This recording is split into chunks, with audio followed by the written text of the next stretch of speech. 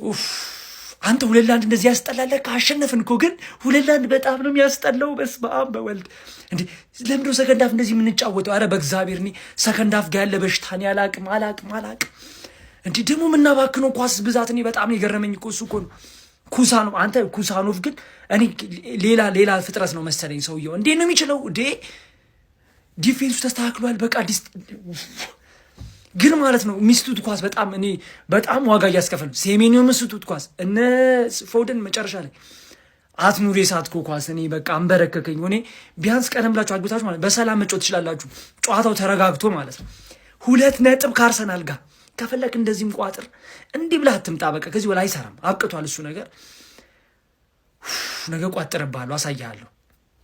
ይሄንን ነው የሲቲ ሜንታሊቲ ስንል የነበረው። ይሄ ሜንታሊቲ እኮ ሲቲ እና ፔፕ እንዳላቸው እኮ ነጋሪ ያስፈልጋቸውም የታወቀ ነው። የሲዝኑ መጨረሻ ላይ ጋፕ ከሰጣቸው ክሊክ እንደሚያደርጉት የታወቀ ነው።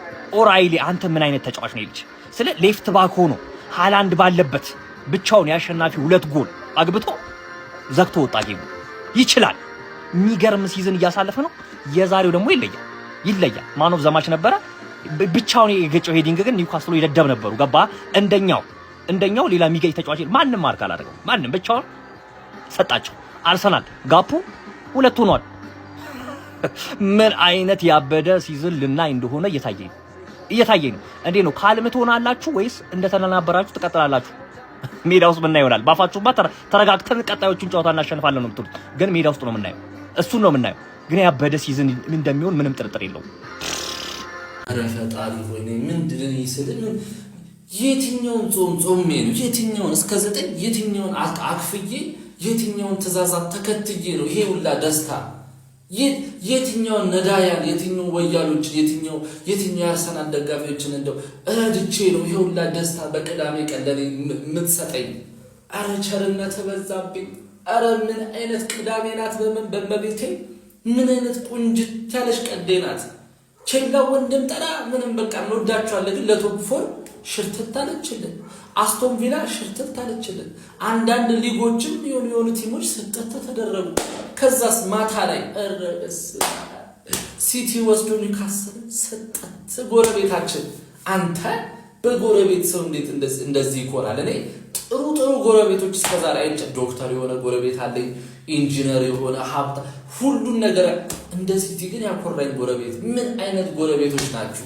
ኧረ እንዴት ነው ደስ የሚለው! ኧረ አንተው እያለ በእናትህ ፍሬ ልቀቀው፣ እጅህ ላይ ሞቀ በእናትህ።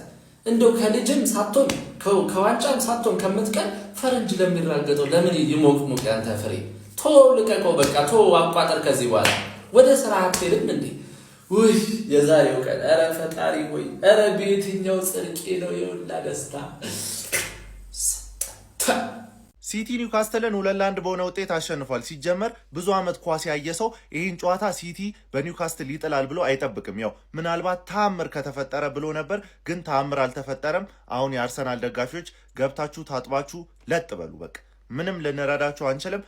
የኛ ቋጠሮም ሰርቷል፣ 2 ነጥብ ሆኗል። እሺ አሁንስ ምን ትሉ ይሆን? በቃ ምን ትሉ ይሆን? በዛሬው ጨዋታ እንግዲህ ኦራይሊ የሚገርም ፐርፎርማንስን ያደረገው 2 ጎል አስቆጥሮ የሚገራርሙ ጎሎች። የመጀመሪያው ጎል በግራ እግሩ ከፔናልቲ ቦክስ ጫፍ አካባቢ ጸዴ ጎል አስቆጠረ። እንዲሁም ደግሞ ሁለተኛው ጎል ሃላንድ ያስለመደን አይነት ሄዲንግ ነው ያገባው። በቃ የሚገርም ጎል አገባ። ሃላንድ ደግሞ አሲስት አደረገ ማለት ነው። በኒውካስትል በኩል አንድ ጤነኛ ተጫዋች የነበረው ሃል በጣም አሪፍ ፐርፎርማንስ ነበር እያደረገ የነበረው። ከእንግዲህ ነገ ደግሞ ቶተናምን ባናምናትም ቢያንስ ከአርሰናል ጋር የሆነ እንድትፍጨረጨር እንቋጥርላታለን ማለት ነው።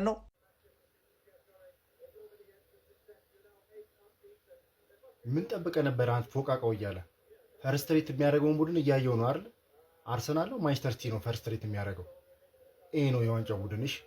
አንተ ፎቃቃው እያለ የዛሬው ቋጠሮ ተሳክቷል።